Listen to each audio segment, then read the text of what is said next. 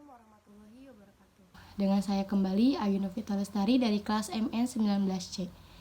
Nah, seperti biasa, video kali ini untuk memenuhi salah satu tugas yang diampu oleh Bapak Dr. Gustian Juanda.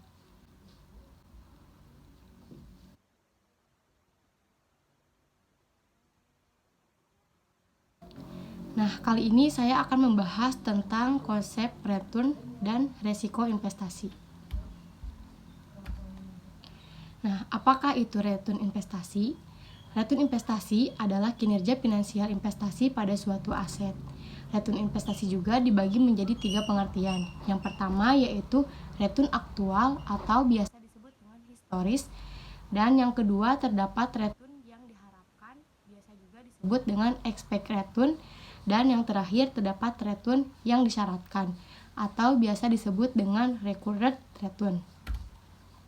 Nah, di sini terdapat return yang dihitung, dibagi menjadi 2. Yang pertama yaitu rupiah atau juga dolar, dan yang kedua persen. Nah, kita ambil contoh. Sebuah investasi membutuhkan dana sebesar 1 juta dolar.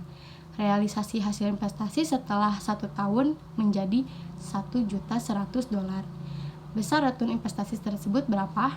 Nah, kita bisa mengambil dengan return dalam bentuk dolar. Dengan rumus, nilai investasi setelah 1 tahun dikurangi nilai investasi awal. Nah, kita peroleh menjadi 1.100.000 dolar dikurangi 1 juta dolar. Hasilnya menjadi 100 dolar. Nah, kita juga bisa menghitung dengan return dalam bentuk persen. Dengan rumus return dibagi investasi. Nah, contohnya dengan 100 dolar dibagi 1 juta dolar. Hasilnya menjadi 0,10 atau bisa disebut dengan 10%. Nah, di sini terdapat jawaban dari contoh soal di atas. Nah, di sini pun terdapat apakah itu resiko investasi? Yang pertama yaitu return investasi di masa yang akan datang penuh dengan ketidakpastian.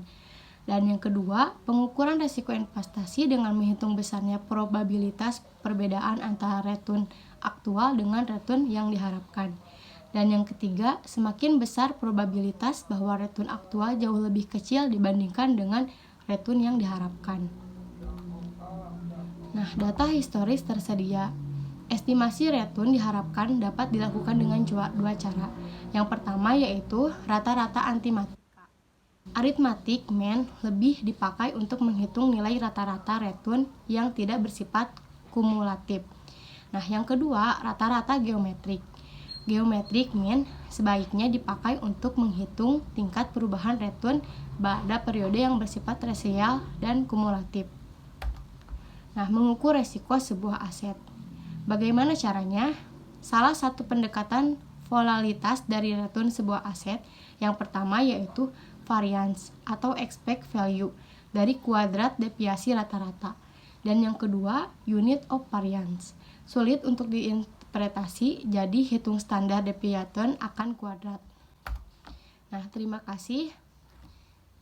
Sekian presentasi dari saya, kurang lebihnya mohon dimaafkan.